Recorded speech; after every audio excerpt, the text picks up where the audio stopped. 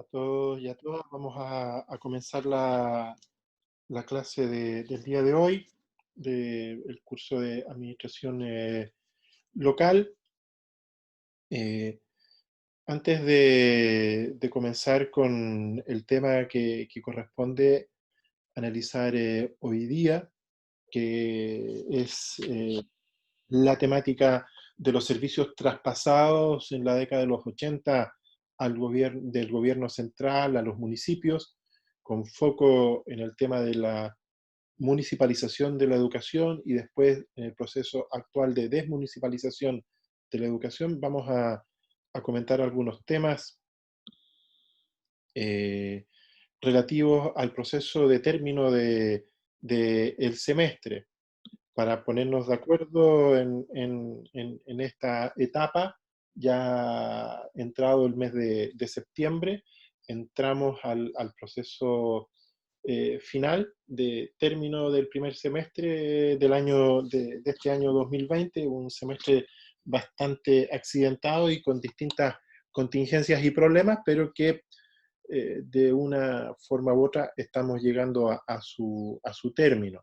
Entonces, tal como hemos comentado, y esta es una conversación para ponernos de acuerdo y después continuar con la clase y en función de lo que definamos, yo entre el día de hoy y mañana le hago llegar a través de la intranet de la FAE las indicaciones para el proceso de cierre del semestre.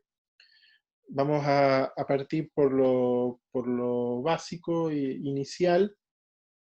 Eh, Tal como ustedes habrán recibido en un correo la semana pasada, cuando por nuestra parte fuimos informados que había un acuerdo general que previo a la semana de receso de clases, la semana pasada, la semana del 24 de agosto, no estaba autorizado ni permitido la entrega o exigencia de entrega o realización de evaluaciones.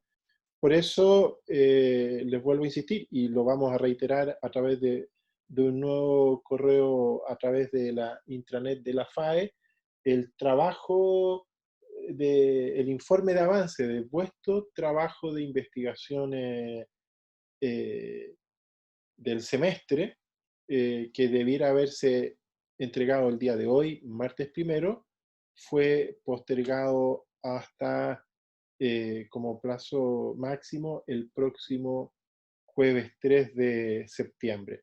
No se podían ni pedir trabajo ni realizar evaluaciones de acuerdo a la definición de las autoridades entre el lunes 31 y el miércoles 2. Por eso la entrega de este informe de avance quedó aplazado para el día jueves 3 hasta las 12 de la noche. Les pido que por favor, bueno, hagamos el esfuerzo. Si alguien lo tiene antes, no hay ningún problema, pero hasta el jueves 3. De manera que tengamos el tiempo eh, para poder corregirlo y a lo menos que ustedes tengan no más allá del próximo martes 8 de septiembre los comentarios, las evaluaciones y la calificación del informe de avance. También, bueno, ustedes lo habrán visto, la semana pasada se enviaron las calificaciones de vuestro trabajo grupal, tal como ponía yo ahí en el mensaje en la intranet. Hay trabajos que están muy, muy buenos, muy creativos, eh, y también, aparte de la gráfica y la creatividad, uno tiene ya la base y la visión de que en lo que corresponde al trabajo mismo, lo que fue el tema de vislumbrar la metodología y el enfoque para desarrollar un plan de desarrollo comunal, bueno, fue adecuadamente, digamos, captado, internalizado y asumido como parte de los temas del semestre. Así que, claro, la mayor parte de los trabajos está muy bueno, casi la totalidad de ellos, o la totalidad, por decirlo así, unos mejores que otros, pero también se agradece ahí la creatividad y esto de ponerse en el rol de ser un profesional o técnico orientado a formular un plan de desarrollo comunal. Por lo menos, si alguna vez tienen esta posibilidad, no los va a encontrar de improviso ni desprovistos de herramientas para poder impulsarlo y también para poder evaluarlo y analizarlo.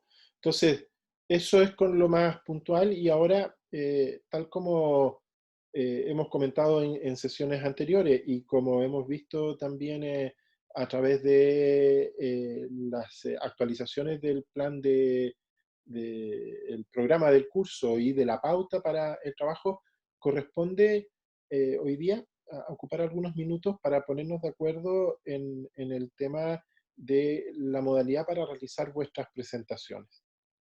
La idea en el curso hay, me parece, nueve grupos de trabajo.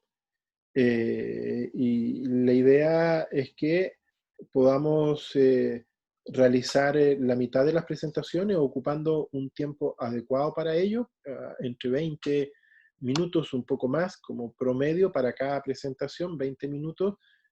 Nos va a llevar, por lo tanto, en las mañanas de los días martes 8 y 22 de septiembre, ocupar parte importante del tiempo originalmente asignado para el curso.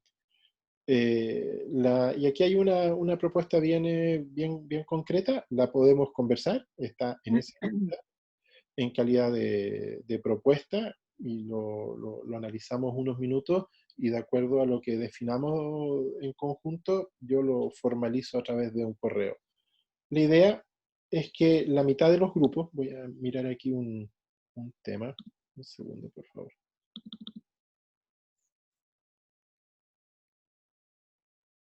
Es que la mitad de los grupos son 10 grupos, del grupo 1 al 5, los grupos, el número de los grupos ustedes los pueden ver en Moodle, pero también lo pueden ver en la planilla donde se enviaron las notas del trabajo grupal. Ahí están los grupos numerados del 1 al 10. Entonces, la idea sería que el día 8, perdón, el día 15, 15 de septiembre, expongan la mitad de los grupos del grupo número 1 al 5, y el día 22, que es el último día de clases, es el último día también es la última semana del semestre, expongan los grupos del número 6 al 10. De manera que lo ordenamos así. Si hay alguna cosa muy compleja, muy extrema, bueno, podemos alterar eso en la medida que permutamos un grupo por otro. Un grupo que quiera pasar por a veces motivo le toca el 15, pasarlo al día 22, o si le toca el 22, pasarlo al día 15, en la medida que permutemos y nos pongamos de acuerdo para hacerlo de ese modo. El informe, si bien las presentaciones se hacen en 2 semanas, el 15 y el 22, el informe final escrito, para todos los grupos, el grupo del grupo 1 al grupo 10, tiene como plazo máximo de entrega el martes 22. La presentación, por lo tanto, de los grupos 1 al 5, la presentación se hace el 15, pero el informe escrito, que tiene su propia nota complementaria a la de la presentación, se puede entregar hasta el 22 de septiembre. Como ustedes sabrán, en relación al tema de las presentaciones, hay un acuerdo, un protocolo de acuerdo, de entendimiento ya al interior de la Facultad de Administración y Economía, entre las autoridades de la decanatura y los centros de alumnos o delegados de curso, para que al momento de realizar presentaciones que están asociadas a una calificación, solamente es posible o está definido que solamente puedan participar en ella 2 personas del grupo. No se hace exigible que sea para todos los integrantes del grupo. Y a su vez está la posibilidad de que esta presentación sea grabada, presentada, compartiendo pantalla y presentada el día que corresponde, pero grabada previamente por 2 personas del grupo. Grabada, en este caso, significa grabar la locución presentando un PowerPoint. Y también está la posibilidad de que esta presentación, ya sea que se realice el día 15 de septiembre, ya sea que se realice el día 22 de septiembre, se haga de manera sincrónica, o sea, en directo. Si se dice que es en directo, es porque no es grabada, pero también lo que se presenta es el PowerPoint. O sea, en términos de las presentaciones, ya sea grabado o ya sea en directo, lo que se comparte en la pantalla siempre es la presentación en PowerPoint. No es necesario en ninguno de los dos casos que quienes integran el grupo y quienes son seleccionados por el grupo para hacer la presentación, que en este caso es la locución grabada o sincrónica, tengan que aparecer en la pantalla. En este caso, la propuesta que tenemos aquí con Catalina, que es la ayudante del curso, es que la definición de si la presentación es grabada previamente. Grabar significa grabar en la locución de un PowerPoint. Lo que se presenta es el PowerPoint. Lo que queda grabado es la locución del PowerPoint, que tiene que durar aproximadamente la presentación 20 minutos y después habrá un par de minutos o 2 o 3 minutos de preguntas, comentarios colectiva. ¿Ah? La idea es que si es sincrónica o grabada, sea una definición autónoma de cada grupo. A nosotros, desde el punto de vista de la coordinación del curso, no es indistinto. Va a durar lo mismo, la evaluación va a ser similar. Lo que es importante es que el grupo esté presente para poder generar el diálogo para quienes lo hacen de manera grabada al final de su presentación, al final de su grabación, si hay algún comentario o debate, que estén presentes para hacer ese intercambio. Entonces, en síntesis, la propuesta es bien resumido. El cierre del curso de este primer semestre se hace con las presentaciones del informe final, en la pauta del informe final del trabajo de investigación del curso, del grupo 1 al 5, el día martes 15 de septiembre, y el grupo del 6 al 10, el día martes 22 de septiembre. La entrega del informe escrito para todos los grupos hasta el día martes 22 de septiembre.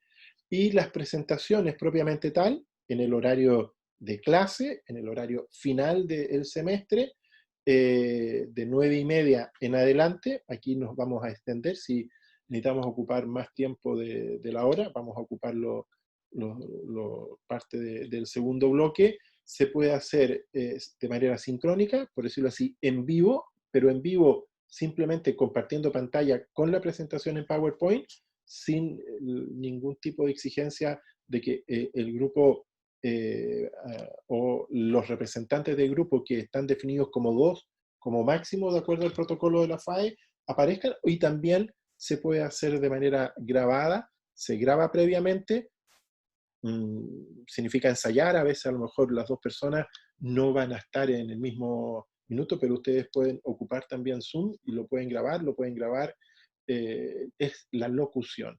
Esa es la propuesta para ponernos de acuerdo, para conversarlo. Lo podemos comentar ahora, encendiendo ustedes su micrófono o por el chat, para que en función de lo que finalmente definamos, o hoy día por la tarde o a más tardar mañana por la mañana, aunque hay un plazo hasta el 15 de 2 semanas exacto, digamos, yo formalice lo que finalmente concordemos el día de hoy en esta conversación. Así que yo quedo atento ahí a sus consultas, comentarios o ideas sobre lo que les acabo de plantear. Pueden activar sus micrófonos, lo pueden hacer también por el chat.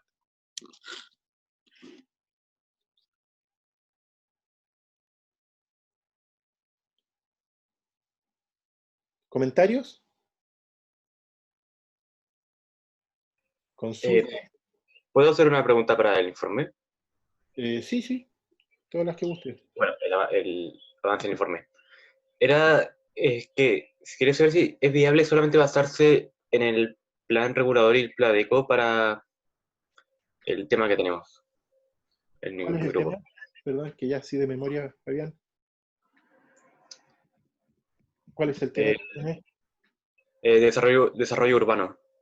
¿Sí? O sea, lo importante, tanto para el informe de avance como para el informe final, es que lo que ustedes presenten esté sustentado en algún tipo de, por decirlo así, genérico, de evidencia. Puede ser el sitio web, puede ser Pladeco, puede ser estudios que se hayan realizado sobre esta temática del desarrollo urbano, o la dimensión que lo hemos comentado cuando nos juntamos, digamos, y creo que después también me preguntaban en algún correo, y yo lo que recomiendo en esto es que el foco se ponga en aquella dimensión, tomando en cuenta la contingencia de este semestre, donde efectivamente ustedes puedan encontrar o puedan haber encontrado documentación, evidencia. ¿Ah?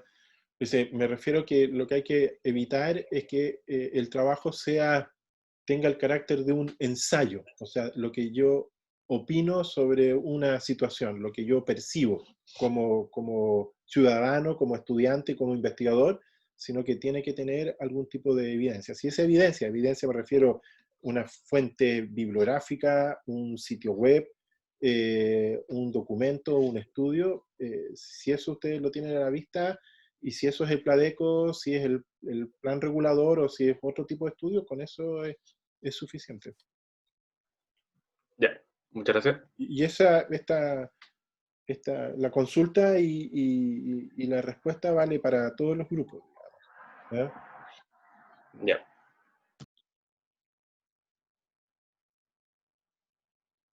Hay una pregunta en el chat a todo esto. Sí, Sergio, mira, las dos notas que quedan, en realidad lo que quedan son tres notas. ¿Ah? Queda la nota, el curso tiene cuatro evaluaciones: el trabajo que ya realizaron sobre el Pladeco, la nota sobre el informe de avance, la nota del informe final, el informe final escrito, y la presentación. Como preguntas tú aquí, la presentación a través del video, sí, a través del video, pero también, vuelvo a insistir, nosotros no tenemos el tiempo y la evaluación va a ser similar, pero también insisto en la posibilidad, sí, de que eh, puede ser un video, como puede ser que el grupo defina exponer de manera sincrónica, tener su presentación, compartir la presentación y hacerlo en tiempo real, no teniendo esa presentación grabada. Por lo tanto, lo que queda son tres notas, ¿ah? Todas basadas en el trabajo de investigación aplicada del semestre sobre un municipio, una temática en un municipio. Por lo tanto, la nota que queda es el informe de avance, lo que tienen que entregar ustedes este jueves 3, el informe final escrito, que es el que hay plazo hasta el 22 de septiembre para entregarlo, y la presentación.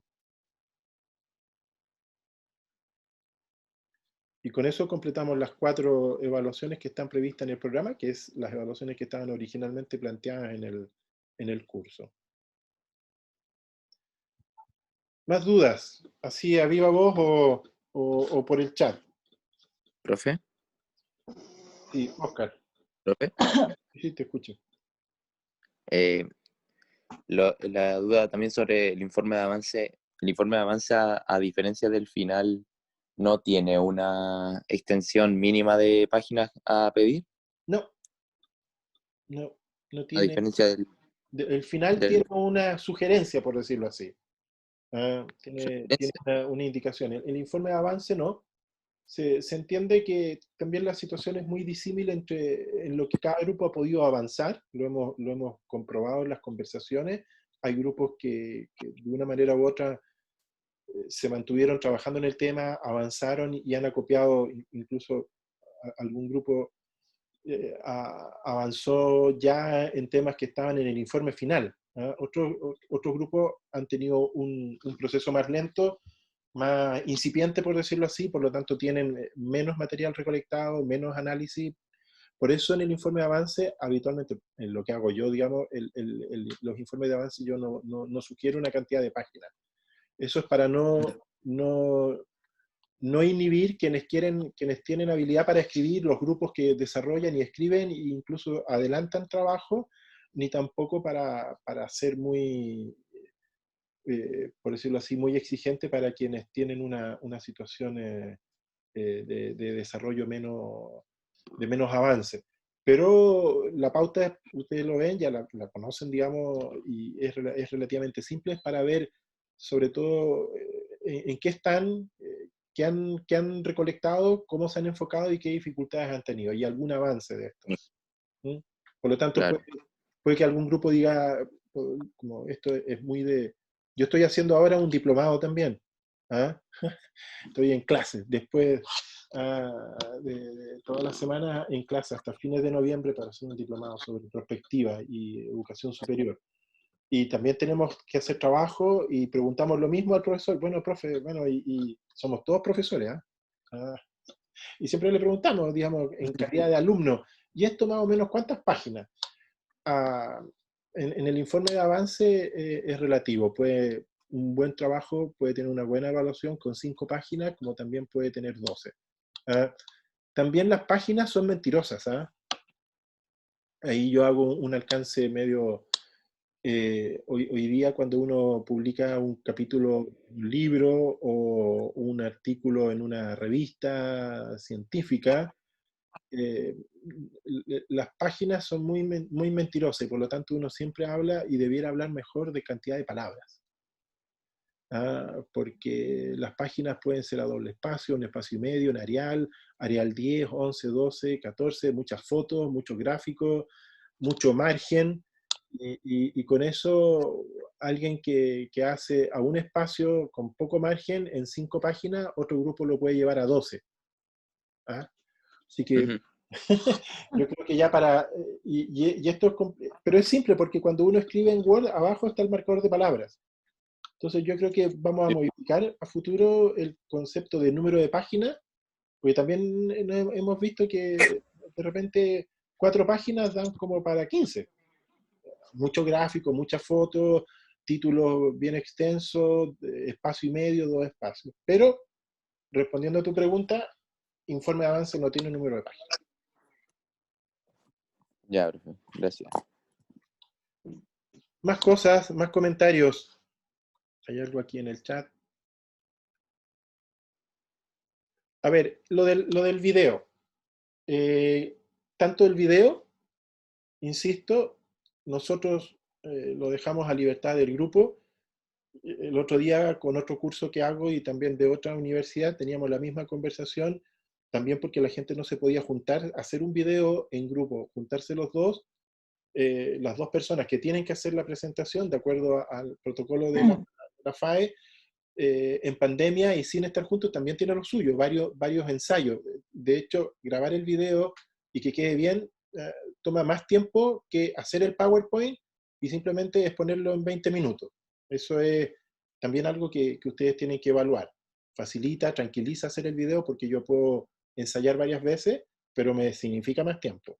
Ahora, ese PowerPoint yo lo que iba a ir en el mensaje que yo envié formalmente a todo el grupo, tiene que seguir la estructura del informe final.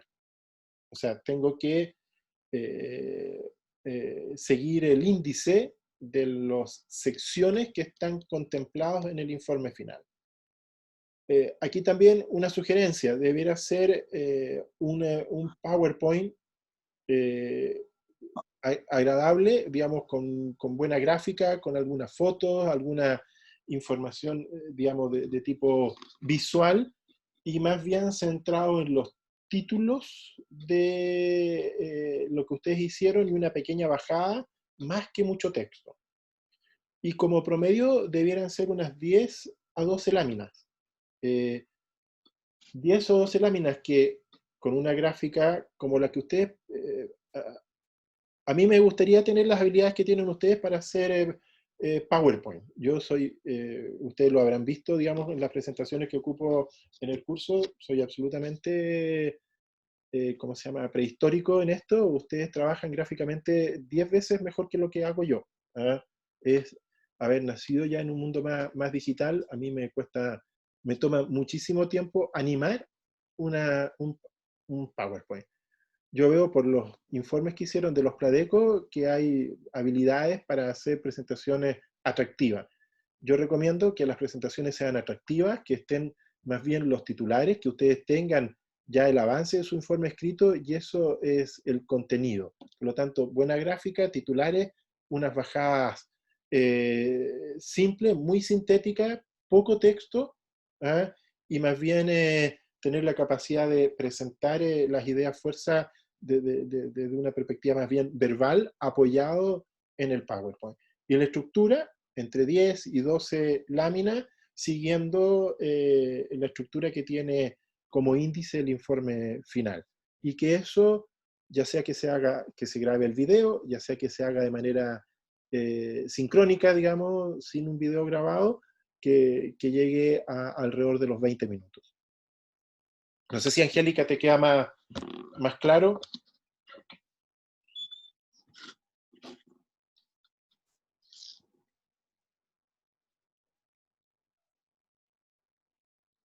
¿Más dudas?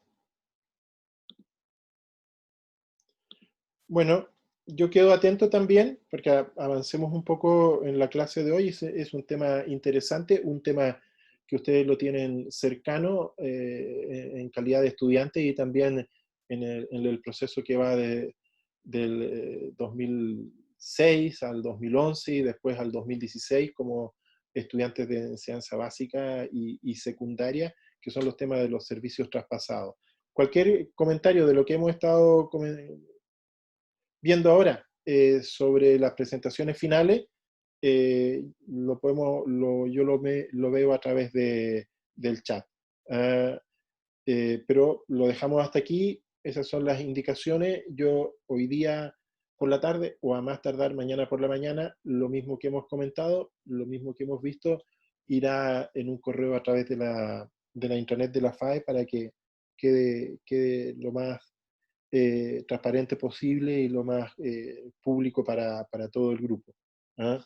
Y cualquier duda o consulta, bueno, el correo electrónico sigue abierto para resolverlo, el WhatsApp y los medios que usted, en la intranet, también para resolver las dudas que puedan haber de aquí, hoy día, al 15, que deberá 2 semanas más ser las presentaciones del grupo 1 al 5. Ahora vamos a ver este tema de los servicios traspasados y con foco en el tema de la educación, que ustedes han sido testigos y me imagino en más de algún caso también protagonistas de estos procesos que se han vivido en el país en los últimos 10 años o 15 años, depende de la perspectiva que uno tenga ahí temporal. Pero vamos a ir a esto.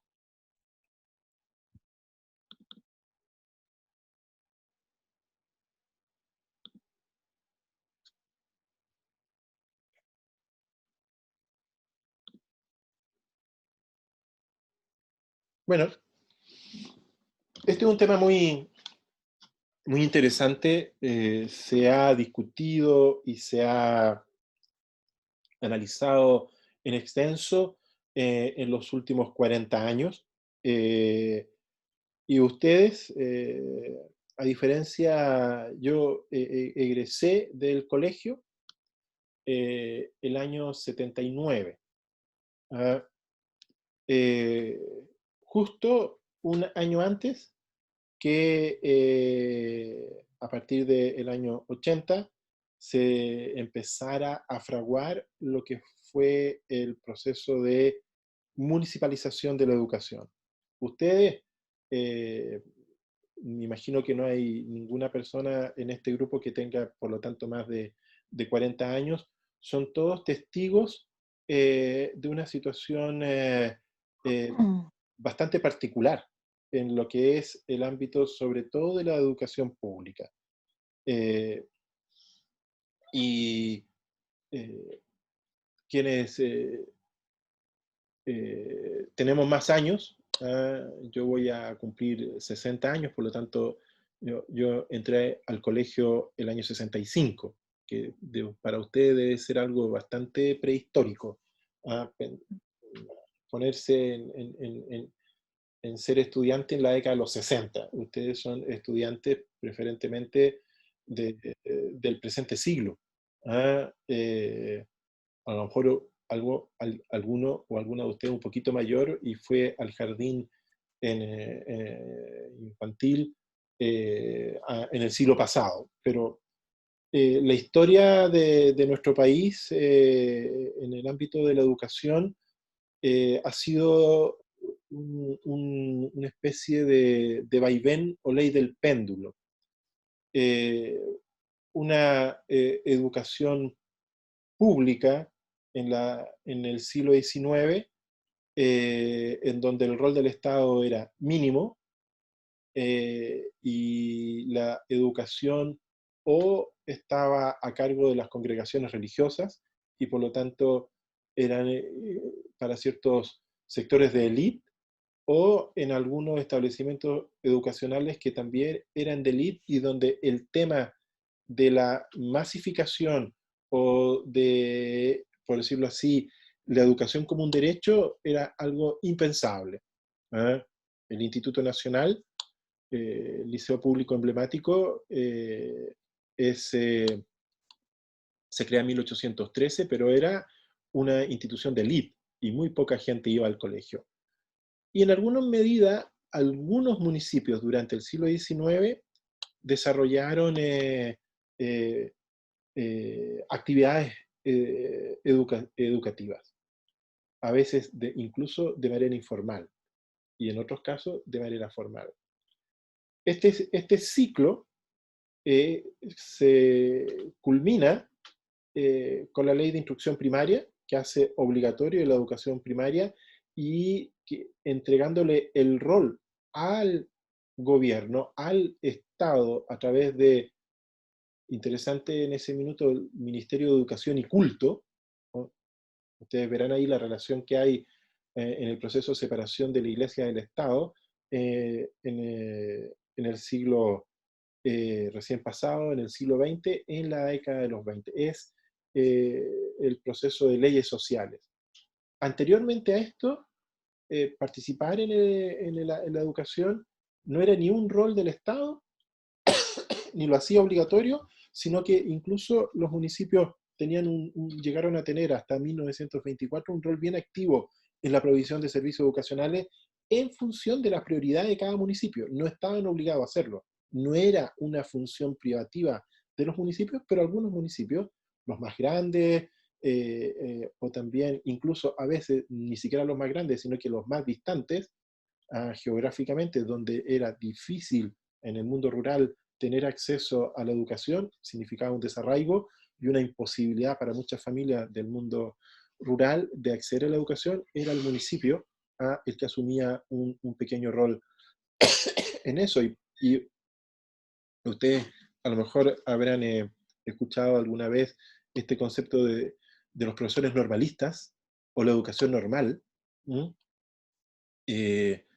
en donde y tenemos premios Nobel, en el caso de Gabriela Mistral, era profesora normalista, ella quedó haciendo clases en el sector de Paihuano, en la región de Coquimbo, porque era una de las mejores alumnas de su curso y después fue a un liceo y por lo tanto después quedó haciendo clases sin tener sin tener estudios pedagógicos, pero después estudió pedagogía y eso eran las escuelas normales. Las escuelas normales es uno de los orígenes también, es uno de los socios fundadores de la Universidad Técnica del Estado, la Abelardo Núñez, donde está hoy día la escuela de psicología y también de periodismo. Pero ya llega el Estado docente y se fortalece el rol de la educación. Eso de gobernar es educar. Hasta el año 1980. En el periodo de la dictadura cívico-militar se genera una ley, decreto de fuerza de ley, el que aparece ahí, 30.000, es decir, 3063, que decía relación al sistema de financiamiento de los municipios, y ese decreto con fuerza de ley, que es de octubre del año 79, tiene un articulillo que era muy... en esa época no decía nada, pero que permitía al gobierno central traspasar servicios públicos nacionales a los municipios. No había democracia, no había parlamento, no había control ciudadano, pero quedó ahí. Eso es la expresión llevada al mundo de la educación y después de la salud, educación a partir del año 80, salud a partir del año 86 con la atención primaria, de este Estado subsidiario. Y es lo que permite que a partir del año siguiente, a mediados de año, entre los meses de junio y julio, con base en este decreto de fuerza de ley 3063, el gobierno dicta una serie de decretos para normar los procesos de traspaso de servicios públicos centrales, por ejemplo, entre los cuales están los cementerios, que también fueron traspasados a los municipios en este mismo periodo. Antes los cementerios o eran eclesiales o eran administrados por el Ministerio de Justicia. Y finalmente todos los cementerios del país hoy día son administrados o por, bueno, sigue habiendo cementerios privados. Hoy día es un negocio, pero sigue habiendo cementerios vinculados a credos religiosos, y todo el resto de los cementerios son municipales. Antes eran administrados por el Ministerio de Justicia. Y se toman las medidas para municipalizar la educación. Esto fue muy violento. Tan violento de que todo el traspaso de todos los establecimientos públicos del país, que eran una buena cantidad y que tenían mucho prestigio, se traspasaron a los municipios en un periodo de no más de 3 meses, de enero a marzo del año 81. Y por lo tanto, el Ministerio de Educación, el gobierno central, a partir de marzo del año 1981, dejó de ser el administrador, propietario, hoy día se habla de sostenedor, de todos los colegios de enseñanza primaria y secundaria, básica y media en nuestra nomenclatura nacional, exceptuando la educación parvularia que se mantuvo en el ámbito de la JUNJI. Esto fue también hecho en un momento en que no había democracia y todos los alcaldes eran nombrados por el presidente de la República y por lo tanto tampoco tuvieron oposición o tuvieron posibilidad de opinar en esto. Lo vimos en las primeras sesiones. En este periodo los alcaldes eran nombrados por los intendentes, pero bueno, los intendentes seguían las instrucciones de quien los nombraba a ellos también, que era el presidente de la República, en este caso el general Pinochet. Y en ese minuto, los municipios, y no está claro en función de qué racionamiento, qué proceso, tuvieron la posibilidad de crear departamentos de educación municipal, de los DAEM, o corporaciones privadas de educación o desarrollo social para administrar los establecimientos educacionales. Eso significó que entre el año 81 y el año 83 se crearon 68 corporaciones municipales, y todo el resto de los municipios, hasta el día de hoy, bueno, vamos a ver cómo termina esta historia, lo hacen a través de DAEM.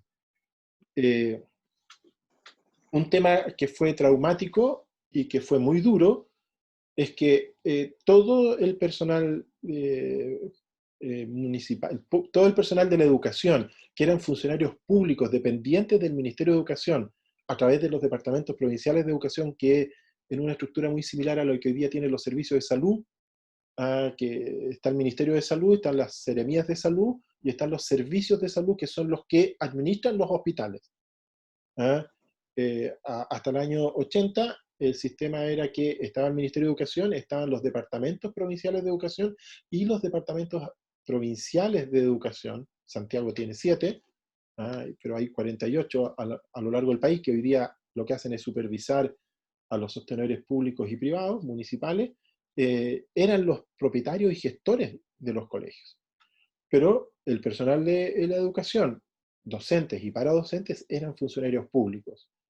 En el mes de marzo, para que ustedes vean lo violento de esto y lo complejo y duro, en un periodo que duró 3 semanas, entre el 1 de marzo y el 20 de marzo del año 81, todo el personal del Ministerio de Educación pasó a ser código del trabajo. Y si no firmaban su nuevo contrato de trabajo, no como funcionario municipal, sino que como código del trabajo bajo la legislación municipal o en las corporaciones bajo el derecho privado, simplemente no se le renovaba el contrato. Esto afectó a alrededor de 110.000 personas, todo esto en 3 semanas, del 1 al 20 de marzo del año 1981. Por lo tanto, esto se hizo así de manera muy, muy cruda, de manera muy violenta, y eso es algo que al magisterio y también, sobre todo en estos últimos años, el personal paradocente ha reclamado. Últimos años me refiero, últimos 30 años. ¿Qué es lo que está detrás de esto? Bueno, ustedes ven, y hoy día estamos en un proceso constituyente. Todo este proceso se da en la misma etapa, en el mismo momento en que se promulga la Constitución del año 1980, se hace el plebiscito, hoy día, bueno, absolutamente cuestionado, pero tiene ese carácter de plebiscito de septiembre del año 11, ese plebiscito se hace el 11 de septiembre del año 1980 para aprobar o desaprobar la Constitución. Estaba claro que lo que iba a pasar en ese minuto, digamos, que se aprobó, y va de la mano con este tema del Estado subsidiario. El trasfondo del proceso de municipalización de la educación no es favorecer la educación pública, y los datos son elocuentes. Está en esta modalidad de educación de Estado subsidiario, que era traspasar responsabilidades al sector privado. En este caso, de manera muy cruda, porque hasta el año 2016, esos sostenedores privados, lo que se crea también simultáneamente al decreto con fuerza de ley 3063, es que se legisla sobre la educación particular subvencionada, que existía algún tipo de subvención, pero no un marco general para lo que hoy día es la educación particular subvencionada. Y el dato más duro, el dato más crudo, es que aquí lo que se trata de hacer es privilegiar el rol del sector privado, no potenciar o disminuir el rol del Estado como proveedor de servicios de educación, y lo más claro es la situación de que al año 1981 el 85% de la matrícula de enseñanza básica y media del país era educación pública al 28 de febrero, nacional, y era educación pública municipal al 1 de marzo del año 81. Al año 2016, cuando se discute el proceso de desmunicipalización, la matrícula del sector público municipal llegaba solo al 38%. La educación particular subvencionada pasó solo en el mismo periodo, la particular, pagada, o sea, los colegios pagados, privados, pasaron solo del 7 al 9% de la matrícula. Toda la diferencia entre este 38 y el 85 es particular subvencionada. Y ese era el objetivo de la municipalización de la educación. ¿Ah? Quitar un rol protagónico al Estado central, al Ministerio de Educación, al gobierno en el ámbito educativo, diluirlo en la relación con en la relación con los 346 municipios, en ese minuto 315, cuando otros se han creado en los últimos años. Y esto genera un efecto de segmentación de la educación, una educación particular pagada, los colegios privados pagados, particular subvencionado, y pública municipal. La guinda de la torta, porque durante todo el proceso de transición a la democracia inicial hasta el año 2016, esto siguió su curso, incluso se reforzó con el modelo de educación subvencionada, particular subvencionada con financiamiento compartido. Ustedes conocerán esto porque son parte de este modelo. No tan solo se mantuvo el modelo educativo, sino que incluso se potenció con la posibilidad de que las familias pagaran una parte de la educación y por lo tanto de los costos de la educación, y por lo tanto estos tres niveles se diversifican en cuatro, porque la particular subvencionada genera dos subgrupos: los colegios con financiamiento compartido y los sin financiamiento compartido. Por lo tanto, ya esto era el colmo de segmentación de la educación. Y todo esto con resultados genéricos, en términos de aprendizaje, medido con pruebas internacionales, bastante deplorable en todos los niveles. O sea, ahora uno dice siempre, ¿por qué Chile entró a la OCDE? Porque siempre que nos miden con algo salimos últimos. Bueno, en el ámbito de educación, también en temas de proceso de enseñanza-aprendizaje, también salimos últimos, o empatamos con México. Tampoco los mexicanos saben por qué México está en la OCDE, sino para simplemente mortificarnos, digamos. ¿Cuál fue el principal cambio? Fue la dictación del estatuto docente. Se genera un estatuto laboral particular. Los profesores no vuelven a ser funcionarios públicos, pero sí tienen un estatuto que los deja con un mayor nivel de estabilidad laboral y también de beneficios. Beneficios en términos económicos, la carrera docente, los incentivos a la capacitación, los incentivos a los bienios, pero siguen siendo código del trabajo. Y esto es el panorama que lleva a que en el segundo gobierno de la presidenta Michelle Bachelet, después de años de debate sobre esto, se tomara la decisión de generar un proceso de desmunicipalización. Esto llevó mucho debate, décadas de debate, y en el punto de fondo no tan solo tenía que ver con la situación de este sistema educacional segmentado en cuatro categorías: particular pagado, subvencionado, con y sin financiamiento compartido y pública municipal, sino que también una segmentación al interior de la educación pública municipal en función de la capacidad o prioridad que el municipio le da a la educación. Y por lo tanto, no es lo mismo estudiar hoy día en colegios municipales en la comuna de Las Condes o Vitacura, que hacerlo en Castro o en Salamanca. Las capacidades económicas son muy distintas, pero también las prioridades políticas iban cambiando de alcalde a alcalde. Y eso no tan solo segmentó la educación en cuatro grandes categorías, sino que también una de esas categorías quedó absolutamente fragmentada, ¿ah? Incluso haciendo que los propios municipios compitieran por los mejores estudiantes. ¿Ah?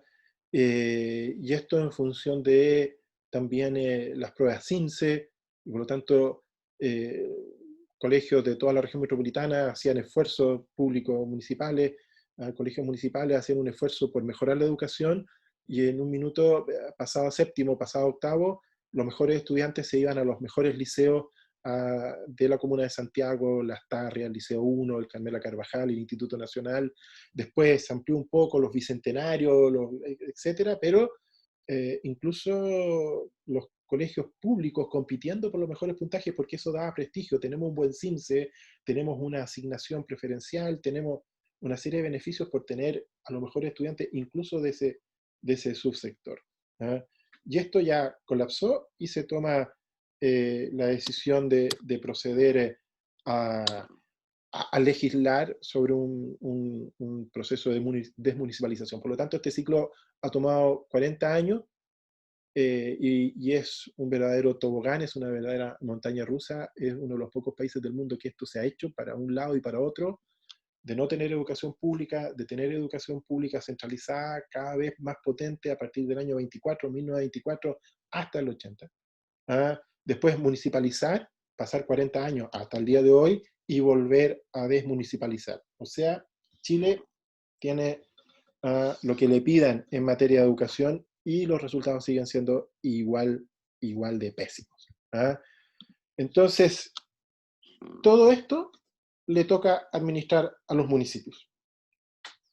Los municipios se llevan esta carga. Hay hoy día en Chile aproximadamente unos 40 municipios que tienen demandas porque no pueden pagar los sueldos o no pueden pagar la previsión de los profesores. Por eso muchos alcaldes entre el año 2014 y 2016 aplaudían por ese proceso de desmunicipalización. Los municipios que tienen veíamos la semana antepasada, un billón de pesos de aporte del Fondo Común Municipal.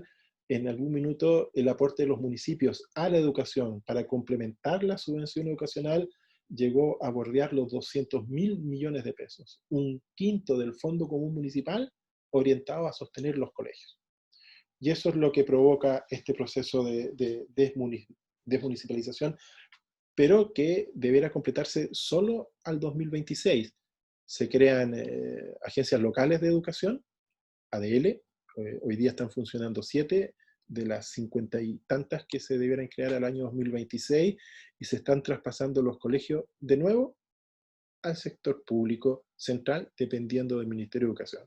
La vuelta fue larga, pero la consecuencia y lo que uno lee, la posibilidad que tiene esta educación pública municipal en tránsito hacia una educación pública nacional, de recuperar parte de la matrícula que fue capturada por la educación particular subvencionada, es una tarea bastante titánica. Y así es como estamos. Esta es la situación que tenemos hoy día. Es muy interesante lo que está pasando. Hay un desafío enorme para volver a situar el rol del Estado como proveedor de los servicios de educación de manera más equitativa, más igualitaria, no dependiendo de la situación socioeconómica de una comuna o de un municipio, pero los estudios que hay sobre esto, que son nacionales y también internacionales, al momento en que se termine el traspaso, digamos, de la totalidad de los establecimientos educacionales bajo administración municipal 2026 al Ministerio de Educación, por lo menos van a pasar otros 15 a 20 años para volver a tener una condición de equidad, igualdad, de manera homogénea ya en esta nueva educación municipal. Por lo tanto, esto fue una vuelta larga, compleja, y sobre la cual hay que poner mucha atención. Es un campo interesante hoy día de gestión pública. Ya hay varios estudiantes de la carrera que están trabajando en algunos de los servicios locales de educación, y es un desafío enorme porque ya ustedes comprenderán que ya no hay cultura de cómo el Estado debe ejercer un rol como proveedor de servicios educacionales.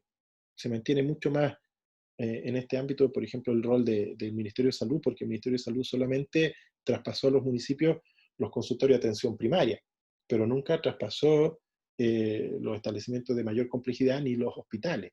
Por lo tanto, ahí hay un sector que, aunque uno pueda tener muchas críticas, funciona en el ámbito público atendiendo 14 millones de personas.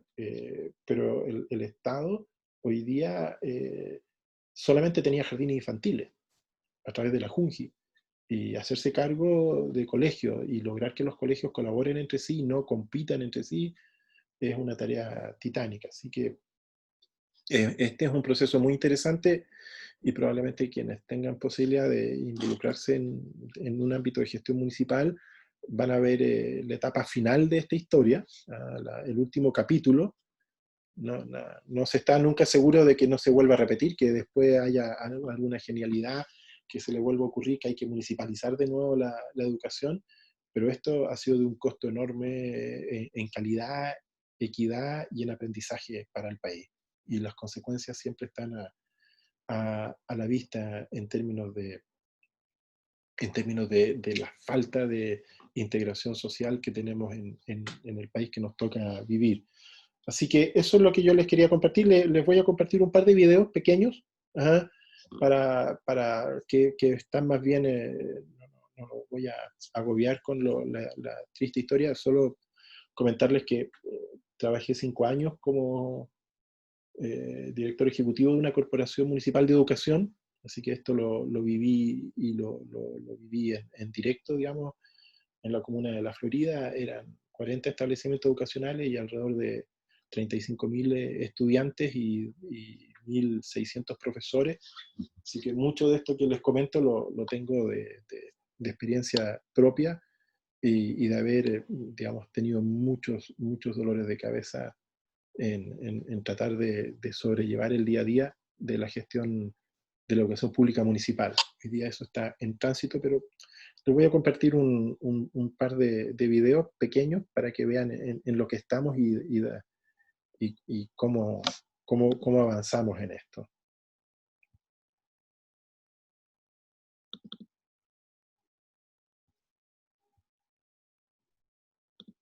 Hablemos de desmunicipalización. ¿Por qué es necesaria? Porque la calidad de la educación no puede depender de voluntades políticas ni de los recursos de los municipios. Así ha evolucionado la matrícula municipal desde 1981. El nuevo sistema es inspirado por los siguientes principios: calidad integral y su mejora continua, garantía de acceso, desarrollo equitativo e igualdad de oportunidades, colaboración o trabajo en red, inclusión, laicidad, formación ciudadana, pertinencia local, diversidad de proyectos, participación de la comunidad e integración con el entorno y la comunidad. Estructura del sistema. Comienza con la Dirección de Educación Pública y los servicios locales de educación pública, que a su vez están compuestos por un director ejecutivo, el comité de directivo local y los consejos locales de educación. Además, habrá una conferencia de directores y una coordinación regional. El proyecto de desmunicipalización además crea una estrategia nacional de educación pública, instrumentos de gestión para profesionalizar la administración de los servicios locales, extiende la duración del FAEP, amplía la selección por medio de alta dirección pública y entrega recursos directos para la administración de las escuelas. El primer servicio local, que corresponde a Lo Prado, Pudahuel y Cerro Navia, deberá estar en funcionamiento antes del 2018. El segundo servicio local abarcará las comunas de Coquimbo y Andacoya. El tercer servicio local abarcará las comunas de Alto del Carmen, Freirina, Huasco y Vallenar. El cuarto servicio agrupará las comunas de Carahue, Puerto Saavedra, Teodoro Schmidt y Nueva Imperial en la región de la Araucanía. Al 2020 se instalarán 11 servicios locales de educación, cuya implementación será evaluada el 2021. El plazo total de instalación del sistema será el 2025.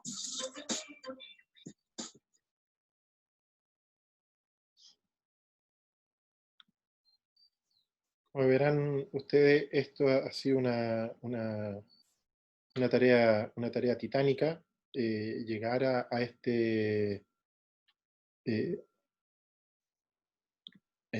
minuto no fue fácil ni ha sido fácil, y veremos qué es lo que pasa a futuro con la educación. Con la educación pública en este proceso de reincorporación al ámbito del Ministerio de Educación. Pero queda bastante camino por recorrer todavía y hay toda una área de apertura a resituar el rol de los municipios, el rol de los gobiernos o administraciones locales en los vínculos con los servicios locales de educación. Hay municipios que al día de hoy están discutiendo y están conversando la mejor manera de mantener un rol, mantener un trabajo vinculado al ámbito educacional, porque también hay que tener en cuenta de que si en un año los municipios han llegado a gastar 200.000 millones de pesos para sostener la educación pública municipal, uno lo lleva esto a un periodo de 40 años y realmente son cientos o miles de millones de dólares también en inversión física e infraestructura que los municipios han gastado.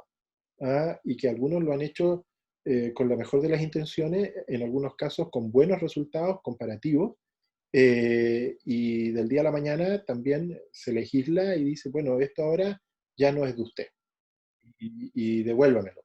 Y en los municipios tienen una queja y un planteamiento de decir, bueno, yo se lo devuelvo, pero sabe que yo he gastado en estos últimos 40 años alrededor de 60.000 millones de pesos en la educación y ¿alguien me va a devolver esto o fue por las gracias a buenas noches? Así que en eso estamos y ha sido un tema de mucha discusión en 4 décadas, de llegar a este proceso, como aparecía ahí en el video, de estar implementando año a año nuevos servicios locales de educación y traspasando los establecimientos de la gestión municipal al Ministerio de Educación. Eso, estimado, por mi parte. No sé si hay consultas o dudas sobre lo que estábamos conversando en particular, o también lo que vimos al inicio de la sesión de hoy sobre el proceso de término del semestre. Profe, tengo 2 dudas más con respecto que Sí, se me pasó al inicio. sí, dale. La primera con respecto al informe de avance, tiene cierta pauta, ciertos puntos, los puntos 1, 2, 3, 4, hasta el 8. Y quería saber si antes del 1, que es presentar el municipio que se estudia, se puede agregar una introducción, por ejemplo. ¿Sí? Sí, no hay O problema. sea, esa es la pauta básica. O sea, es lo que el informe de avance, y también pasa lo mismo con el informe final, no debiera dejar de tener. Ahora, si uno quiere agregar más cosas, no hay inconveniente en ello. Lo que no es conveniente es agregar nuevas cosas para quitar algunas de las que debieran ir de forma, por decirlo así, obligatoria. Así. Y lo otro con respecto al video, a ver, si uno se decide a grabar un video para la presentación, ya para el informe final, eso de que dice usted de un espacio de preguntas, es que le mandamos el video, lo ve y después de eso nos hace preguntas. No, el video se proyecta durante la clase. Se proyecta, claro. Sí, sí, No sí. está en la clase. Durante la O sea, clase yo doy aquí, autorizo compartir pantalla y a todos los que estén presentes, y al momento de autorizar el proyecto, compartir pantalla, ustedes presentan el video y después veremos si hay un par de minutos para alguna consulta o pregunta a quienes están ahí en, el- en el- ya, ya. en la sesión. Ese día hay clases, por decirlo así. Sí, sí. Ya. Y Gracias, lo que profe. decías, durante la sesión de clase se presenta el video. Ya. Gracias. ¿No? ¿Más dudas, estimados? Consultas, dudas.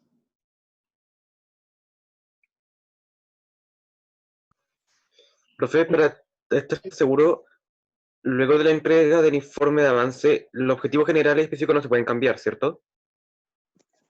¿O ¿No? modificar? Todo se puede modificar. Lo que yo le diría es que no lo hagan hasta no recibir los comentarios al informe de avance. Ah, ya, perfecto. O sea, como para que Lo que nosotros podamos leer y los comentarios que podamos hacer, ustedes lo puedan procesar. Si después, por ese motivo, ajustan o incluso el mismo comentario puede ir orientado a pedir mayor precisión en el objetivo, mayor foco en la temática particular que han seleccionado. Ya. Bueno, Muchas gracias. ¿sí? No, solo eso, muchas gracias. De nada, de nada. ¿Más cosas, más dudas, comentarios? Bueno, por mi parte, yo lo dejo hasta acá.